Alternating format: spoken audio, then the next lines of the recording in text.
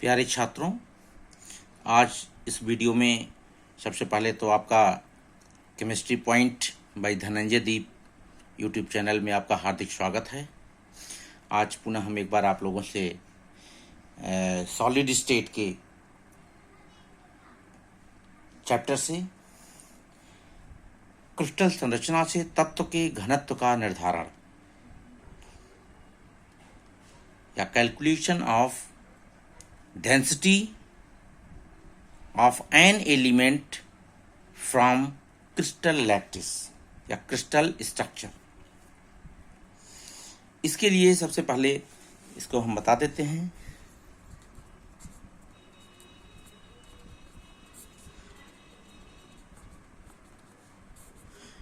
Crystal संरचना से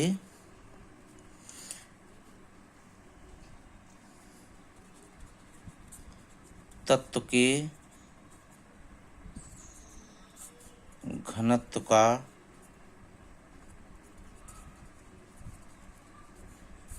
परिकलन, इसको हम कह सकते हैं calculation of density of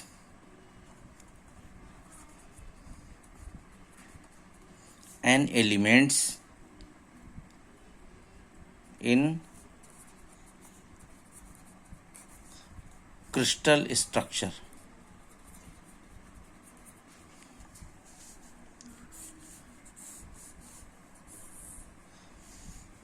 crystal structure में हम जो डेंसिटी है ये इसका कैलकुलेशन हम करेंगे।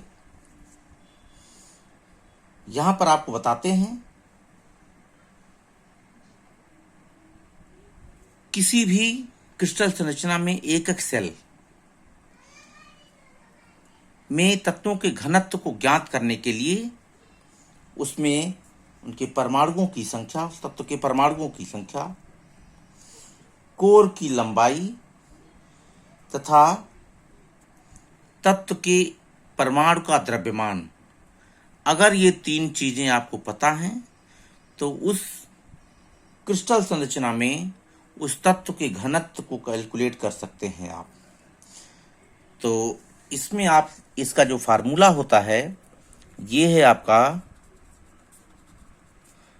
तत्व का घनत्व। D बराबर होता है तत्व के एकक सेल का द्रव्यमान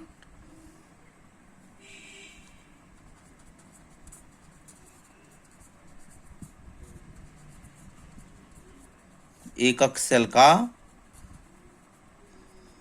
द्रव्यमान, जिसे आप जो है मास ऑफ यूनिट सेल कह सकते हैं, और इसको जो है तत्व के एकक सेल का आयतन।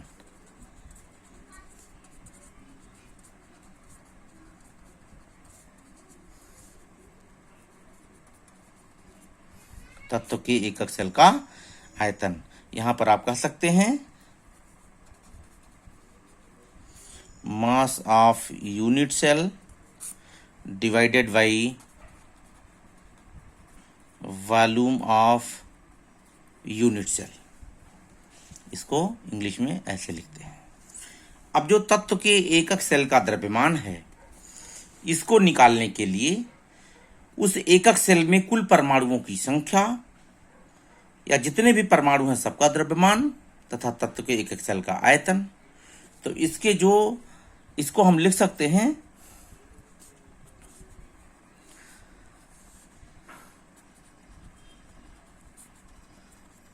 एकक सेल में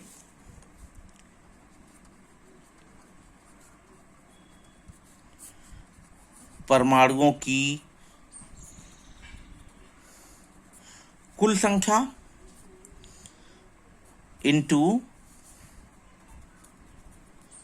एक परमाणु का द्रव्यमान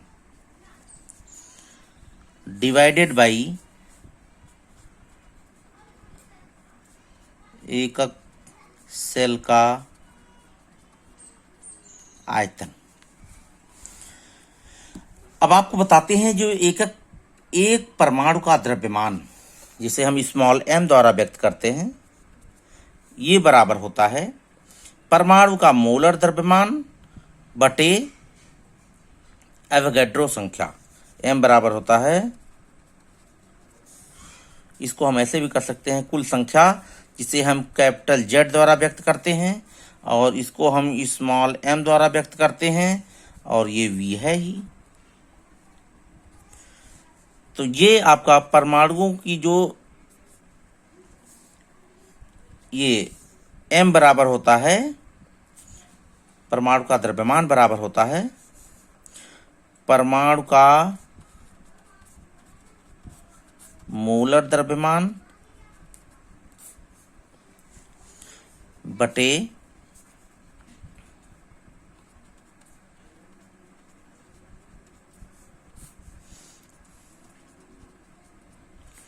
एवोगाड्रो संख्या, जिसे हम Na के द्वारा व्यक्त करते हैं, और ये परमाणु के मोलर द्रव्यमान को हम कैपिटल M द्वारा व्यक्त करते हैं। तो अर्थात हम यहाँ पे कह सकते हैं, इसे लिख सकते हैं हम कैपिटल M अपान Na, ये हम लिख सकते हैं। अब ये फिर इस पहले वाले फार्मूले में इसको ले जा करके हम M को यहाँ पर शिफ्ट करेंगे, तो ये हो जाएगा घनत्व D इज इक्वल टू हो जाएगा यहाँ पर Z इंटू M अपान Na इंटू ये जो आयतन है, इसको हम 1 अपान a क्यूब लिख सकते हैं। कोर की यदि जो है इकाई कोष्ठका के कोर की लंबाई a हो, तो हम इसको लिख सकते हैं a क्यूब। तो ये आपका सूत्र हो गया। इसको हम कह सकते हैं, किसी भी क्रिस्टल संरचना में तत्व का घनत्व बराबर होता है उसके इकाई कोष्ठका में कुल परमाणुओं की संख्या इंटू परमाणु का मोलर द्रव्यमान डिवाइडेड बाई एवोगाड्रो संख्या इंटू इकाई कोशिका का आयतन, जिसे हम किसी एक कोर की लंबाई का क्यूब जो होता है, जिसे ये बराबर हो गया a क्यूब। तो ये आपकी किसी भी क्रिस्टलीय संरचना में तत्व के घनत्व का परिकलन करने के लिए यह सूत्र आपको प्राप्त हो गया। आगे हम इस पर कुछ न्यूमेरिकल्स भी कराएंगे। अब आपको हम इसी वीडियो में क्रिस्टल डिफेक्ट के बारे में बात करेंगे। क्रिस्टल डिफेक्ट, या हम इसे कह सकते हैं क्रिस्टल दोष। क्रिस्टल दोष की बात होगी।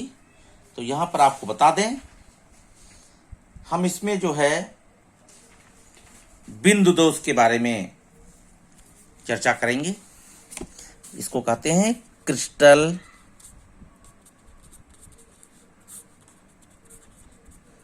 दोष, क्रिस्टल डिफेक्ट। इसको पॉइंट डिफेक्ट भी कहा जाता है, इस प्रकार के क्रिस्टल दोष को। तो आपको बताते हैं, ये 2 प्रकार का होता है ये क्रिस्टल दोष। पहला है आपका शॉटकी दोष।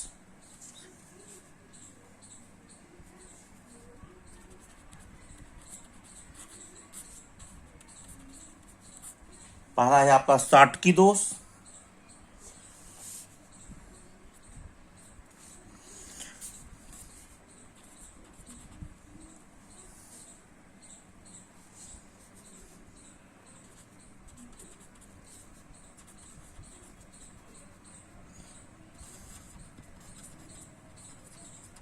Schottky defect.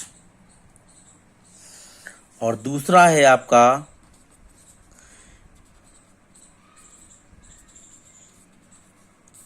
फ्रैंकल दोष। दूसरा है आपका फ्रैंकल दोष।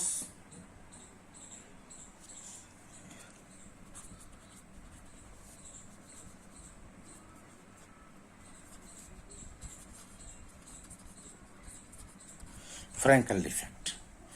अब शॉटकी दोष और फ्रैंकल डिफेक्ट दोष में ये जो पहला प्रकार का दोष है, इसमें जब किसी क्रिस्टल जालक से समान संख्या में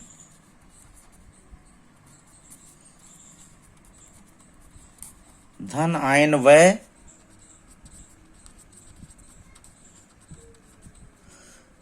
समान संख्या में धन आयन व ऋण आयन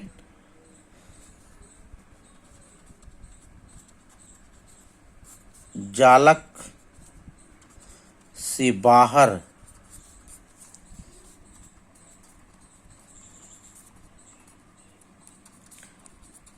निकल जाते हैं, तो इसके कारण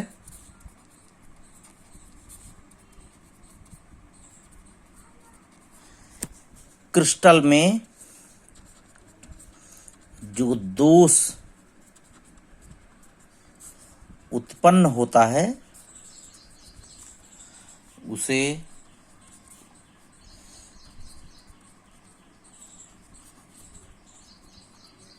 शॉटकी दोष कहते हैं। एक एग्जांपल देकर के बना करके हम आपको दिखाते हैं। जैसे मान लीजिए कोई क्रिस्टल जालक है ये,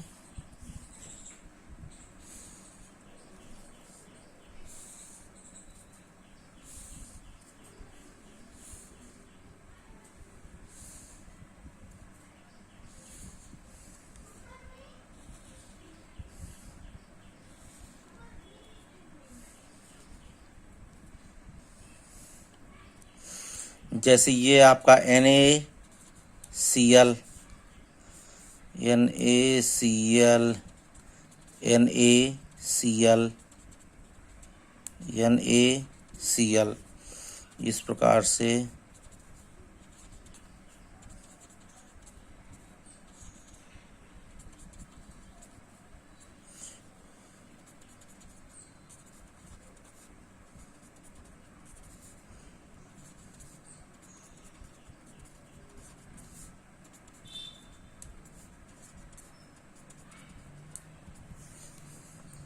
इस प्रकार से इस संरचना में एक धन आयन और एक ऋण आयन होते हैं।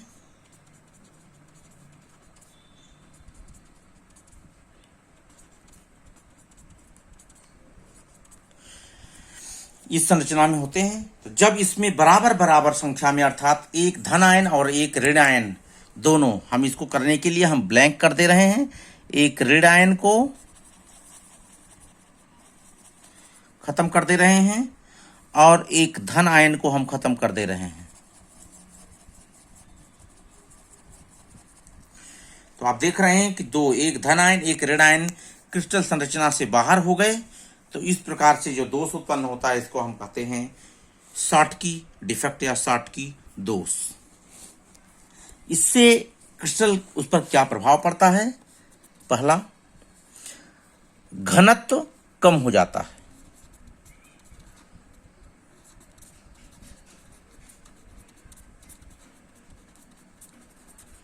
डेंसिटी लो हो जाती है। क्यों? जब इतनी ही एरिया में आयनों की संख्या कम हो जाएगी तो डेंसिटी अपने आप कम हो जाएगी। दूसरा,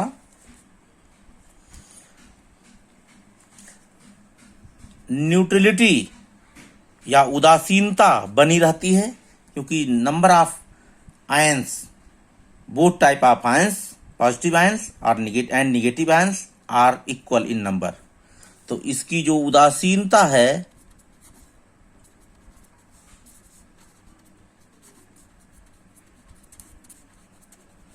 बनी रहती है। ये दो इसके जो है क्रिस्टल डिफेक्ट के जो है गुणों में आता है। इसका घनत्व कम हो जाता है और आपको बताया है कि धनायन और ऋणायन दोनों बराबर की संख्या में बाहर निकल जाते हैं, तो इनके घनत्व कम हो जाते हैं। उदासीनता इसलिए बनी रहती है क्योंकि आयनों की संख्या उतनी ही बनी रहती है, जितने धन आयन होते हैं उतने ही ऋण आयन होते हैं। अब जो दूसरे प्रकार का दोष है, शॉटकी दोष के बाद जो है फ्रैंकल दोष।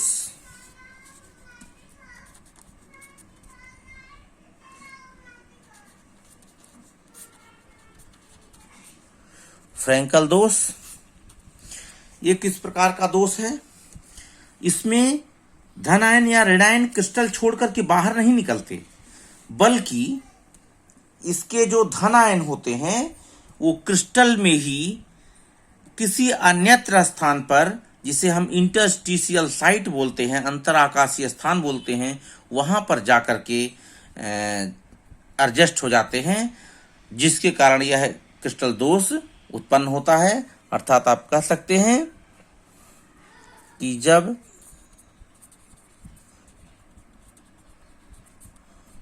क्रिस्टल जालक में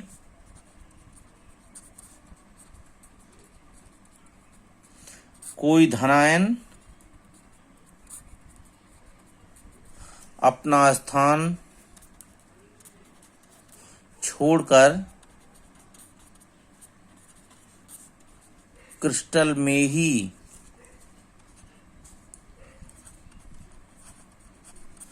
किसी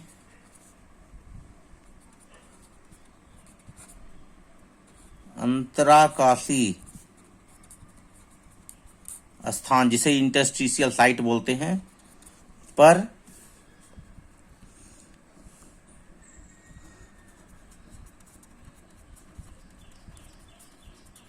चला जाता है, तो इस दोष को फ्रैंकल क्रिस्टल दोष कहते हैं। अब आप जो है यहां पर AgCl का हम एग्जाम्पल लेंगे।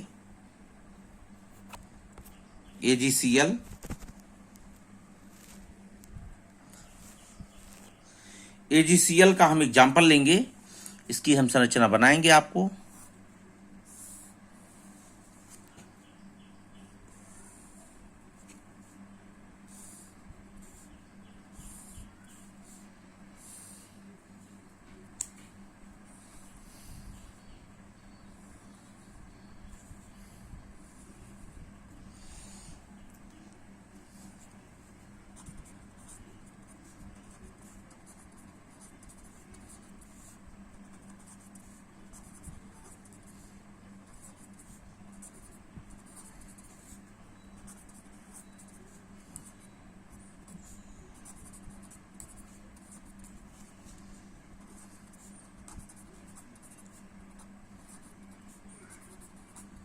ये AgCl की संरचना है क्रिस्टल की।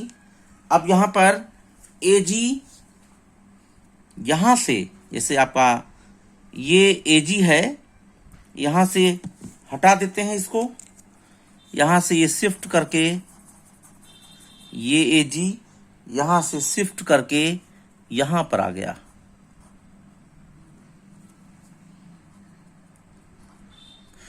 तो आप देख रहे हैं कि क्रिस्टल में ही यहां से हट करके यहां आ गया, क्रिस्टल में ही दूसरी संरचना प्राप्त कर लिया। तो इस प्रकार की जो क्रिस्टल दोष हैं, इसके कारण जो क्रिस्टल में दोष उत्पन्न होता है, इसे हम फ्रैंकल दोष कहते हैं। इसके एग्जाम्पल्स AgCl, AgBr ये होते हैं। ये प्रायः इस प्रकार के क्रिस्टल में इस प्रकार का दोष पाया जाता है, जिसमें धनायनों का आकार अत्यंत ही छोटा होता है। इसलिए क्योंकि यहाँ पर इंटरस्टिशियल साइट या अंतराकाशी स्थान में ये चले जाते हैं। इनमें भी आप देखें तो इनके घनत्व पर कोई प्रभाव नहीं पड़ता, इनकी उदासीनता पर भी कोई प्रभाव नहीं पड़ता है। घनत्व नहीं बदलता है, दूसरा उदासीनता पर भी कोई प्रभाव नहीं पड़ता। इस प्रकार से इन दो टॉपिकों का हमने आपको वीडियो बनाया, और आप जो है हमारे चैनल को सब्सक्राइब करते हुए बेल आइकन को दबाइए, जिससे जो भी हम वीडियो डालें हम बहुत ही सिस्टमेटिक तरीके से पूरे चैप्टर्स के वीडियो डालेंगे। तो जो भी आपको मतलब इसमें से वीडियो देखना है देखिए, चैनल को सब्सक्राइब करिए, बेल आइकन दबाइए, जिससे नोटिफिकेशन के माध्यम से हर वीडियो की सूचना आप तक पहुंचती रहे। Thank you.